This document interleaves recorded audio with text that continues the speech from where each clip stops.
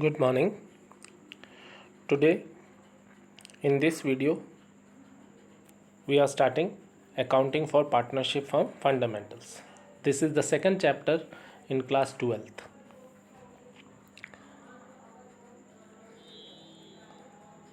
We will discuss meaning of partnership and features of partnership, and in the next video we will be discussing rights of partners and duties of partners.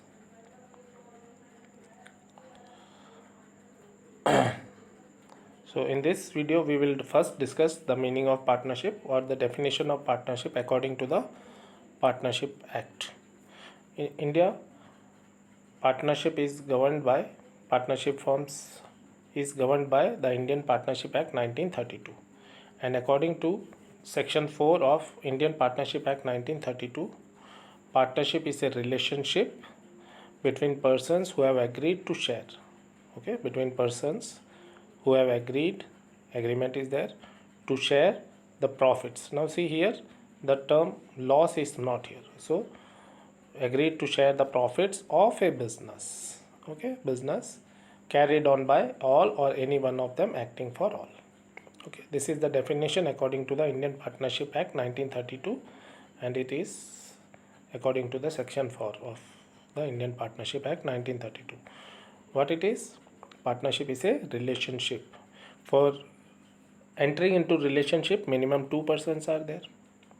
Okay, who can enter into like here it is a agreement contract. Who can enter into contract? Who is above the age of 18, who is a major.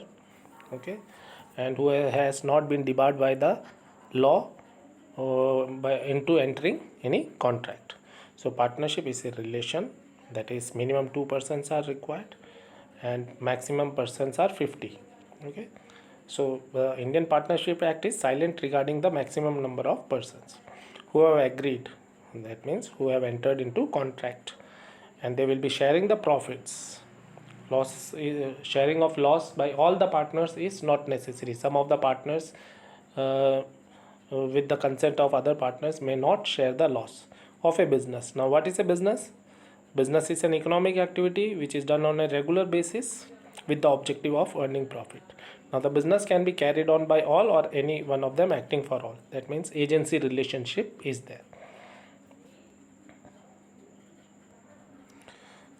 Now in partnership, the persons who have agreed to form partnership, that means who have agreed to enter into a relationship and to do business, will individually be known as partners. The persons will be individually known as partners. They will be collectively known as firm, and the name under which they are going to do the business will be firm's name. Now in the next slide we will be discussing about the features of partnership. The first feature is association of person. What is partnership? Partnership is a association of person. Relationship, no? Partnership is a relationship. In the definition it is mentioned. So one of the feature is association of persons. 2 or more persons are there. So minimum 2 persons and maximum it is 50. So in partnership is a relation between person or association of person. Minimum 2 persons should be there, then only relation can be maintained or agreement can be entered into, and the maximum limit of partners in a partnership firm is 50. Though the Indian Partnership Act 1932 is silent. In the Indian Partnership Act there is nothing mentioned about the maximum number of partners. It is mentioned in the Companies Act. Okay, Companies Act 2013. Section 464 have empowered the government that the maximum number of partners will be 100.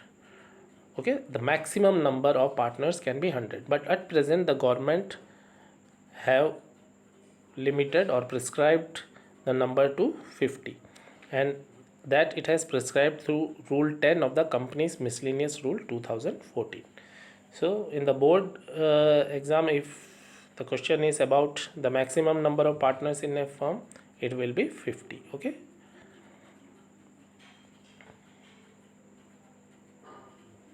The next feature is agreement. Okay, we in the definition itself it was there. Partnership is a relationship between persons who have agreed. Okay, so agreement is there, contract is there. Who can enter into contract? A person who is above the age of 18. That means at the time of formation of a partnership firm, at the time of agreement, a minor cannot be entered as a partner, but later on, for the benefit of the firm, a minor can be admitted. Now the partnership can be entered into with a written or oral agreement. Okay. Written agreement is known as partnership deed. Okay, it is not necessary to have a written agreement. Even oral agreement will do, but it is always advisable to have a partnership deed, written partnership deed, so that if in case of any disputes it can be settled easily.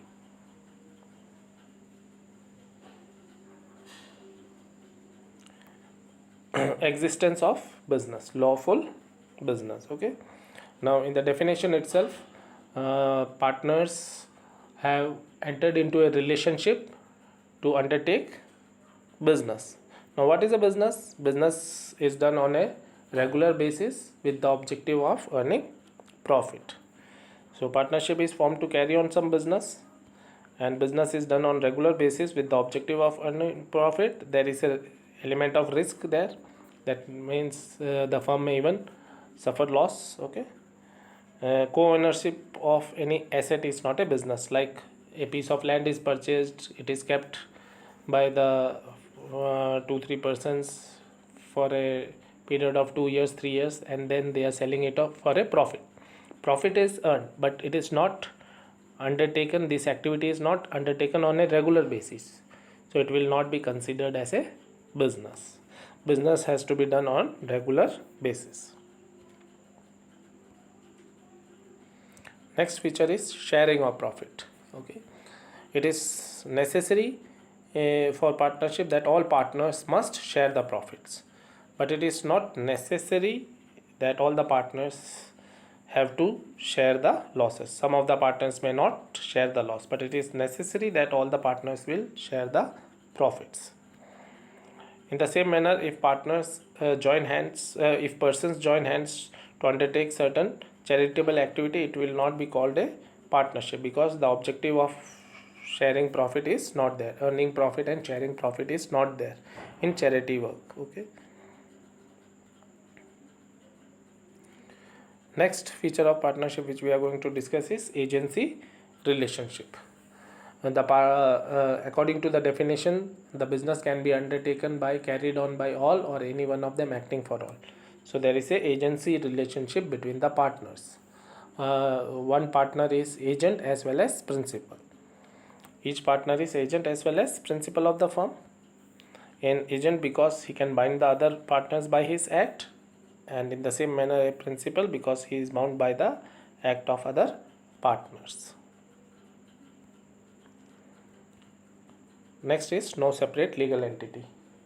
From the accounting point of view, business and partners are separate, but from the legal point of view, partnership do not have a separate legal entity separate from its members. They are same. So all the partners will have unlimited liability. Keep this thing in mind, because no separate legal entity is there, so all the partners will have unlimited liability.